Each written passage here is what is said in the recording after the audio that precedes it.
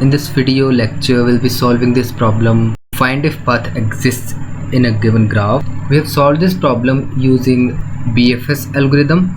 In this video lecture, we'll be solving this problem using disjoint set union or DS. So what do we have in this problem? Let's take a recap. So we have a bidirectional graph which has n vertices and each vertex is labeled from 0 to n-1. The edges are represented by a 2D integer array edges, where each element in the edges array is a pair of integers representing a bidirectional edge between those nodes. Every vertex pair is connected by at most one edge. That means there are no multiple edges between any two nodes, and also there is no self. So what do we have to do in this problem? We just want to determine if there is a valid path that exists from the vertex source to destination. That's all. So we are given edges array, n, source and destination. We have to return a boolean variable which is either true if the valid path exists or false. The number of nodes may go up to 10 raised to the power 5. Same goes for the number of edges, while the nodes are labeled from 0 to n-1, and no two nodes has the same value, and there are no duplicate edges. Also there are no self edges.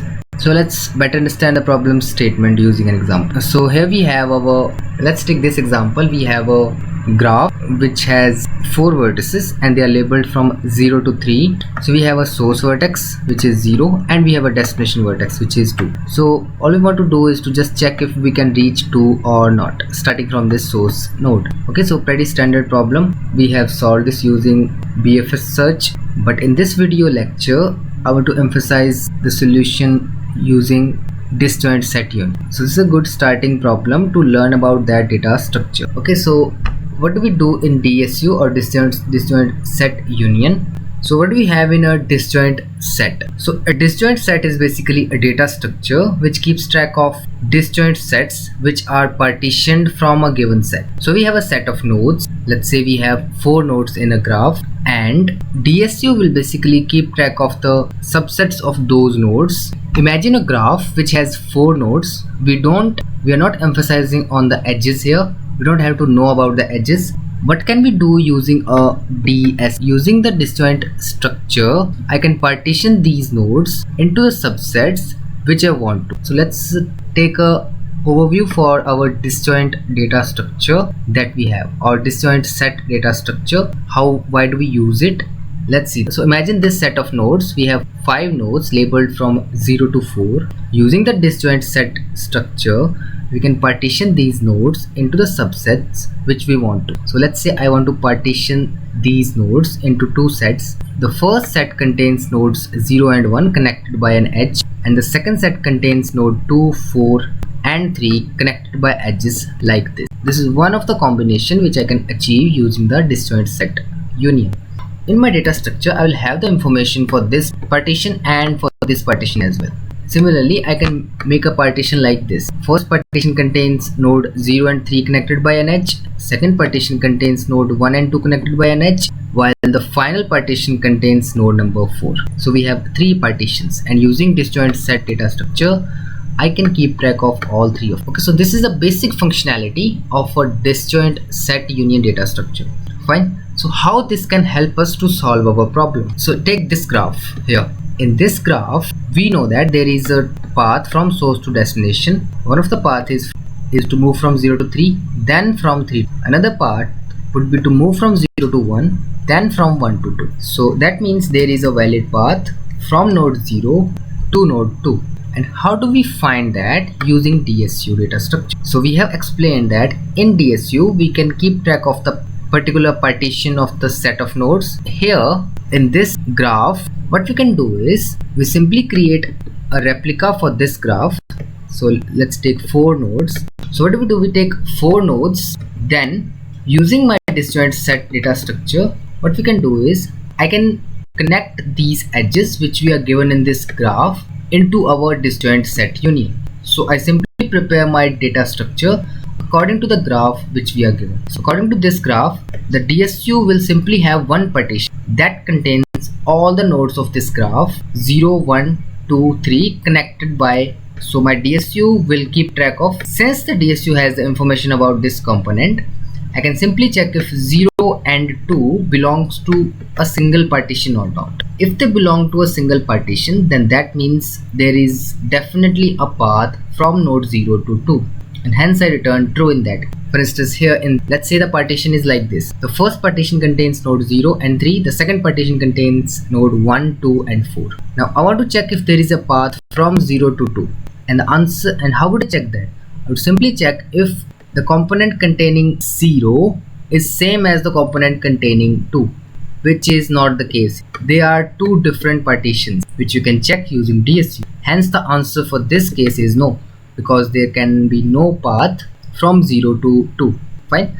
So how do we solve this problem? It's simple. All we have to do is just prepare our DSU data structure according to the graph which we are given. Then we check if the partitions that we have created, the source node, the partition for the source node and the partition for the destination node is same.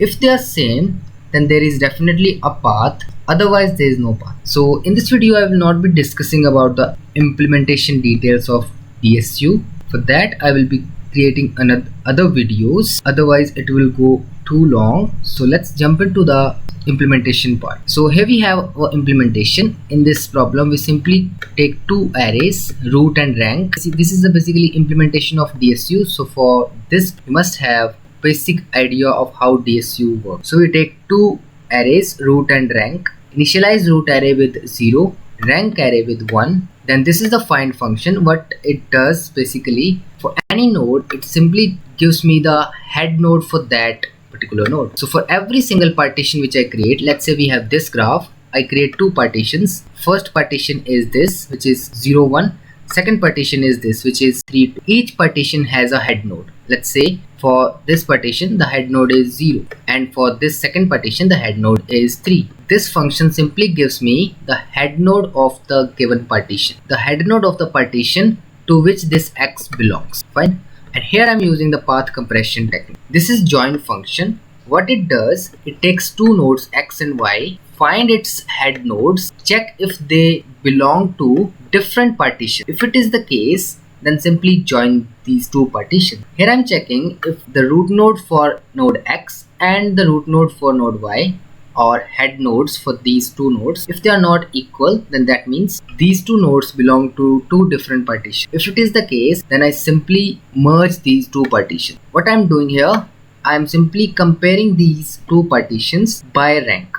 So rank is a factor which determines the number of nodes, which gives me the number of nodes which each partition has. So I simply connect the smaller partition to the larger partition, and since they are being merged or joined, the size of the resultant partition would be the sum of the size of both of those partitions. Fine. And here in this case the head node for root x becomes the head node for node y. So what I'm doing here, let's say here we had two partition. Partition 1 contains node 0 and 1 connected by an edge. Partition 2 contains nodes 2 and 3 connected by an edge. The head node for 0 is this. The head node for first partition is 0. The head node for second partition is 2. All I have to do, and then I want to join node 1 and 3. I want to join node 1 with node 3. So first I find the head node for node 1, which is 0. Then I find the head node for node number 3, which is 2. Then I find that the head node for these two nodes is not, that means they belong to different partitions, and hence I have to merge these partitions because I want to connect an edge between 1 and 3. So in that case I simply compare the ranks of these partitions. I can see that the ranks are equal because both contains two nodes, and simply merge them, and I simply merge them into one partition and make 0 as their new head node. Now 0 is basically the head node for the entire partition. So this is what I'm doing in this function. So here again I'm not completely explaining the DSU data structure in this video lecture. I'm simply paying attention to the implementation of this data structure to the given problem. So let's see how we can let's see the implementation of this data structure for our problem. So here is the valid path function which takes in the number of nodes, edges which we have in the given graph, source node and destination. So here I am declaring my union find of size n. So this structure will store n nodes. Then I traverse over the edges, and then I simply join those nodes which are connected by these edges in our disjoint set here. Fine. So here I'm creating partition. I'm given simple set of nodes here.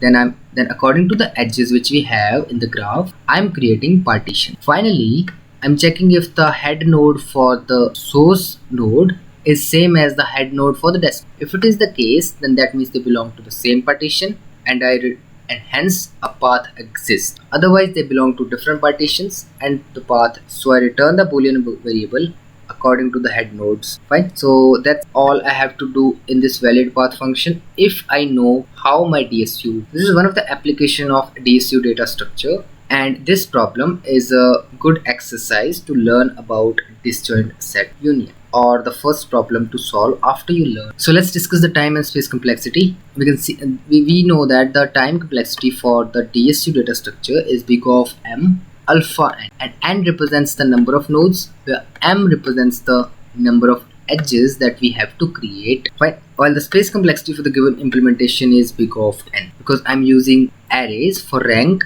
and for root. So let's jump into the code implementation. Okay, so this is a solution class which contains the function valid path, which takes in the number of nodes, edges, source node and destination node. And this is my union find class. So this class corresponds to my union find structure or disjoint structure.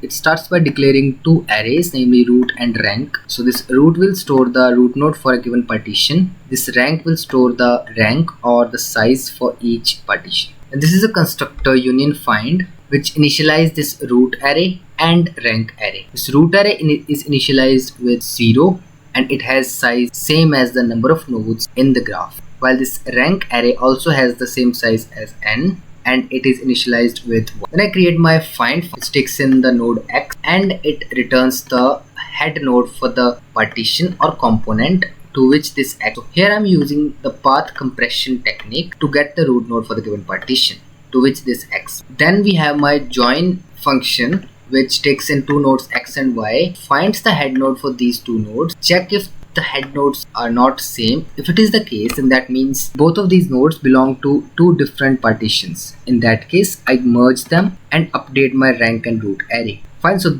these are the components for my DSU data structure. Now let's see the structure for the valid path function. So declare an object for the union find class which we defined up, which has a size same as the size of the graph. Then corresponding to the given edges in the graph, create the partition in the given DSU. Finally, all you need to do is to just check if the source node and the destination node belongs to the same partition. If they do, then I return true. That means there is a valid path. Otherwise, I return. So this is the implementation in C++.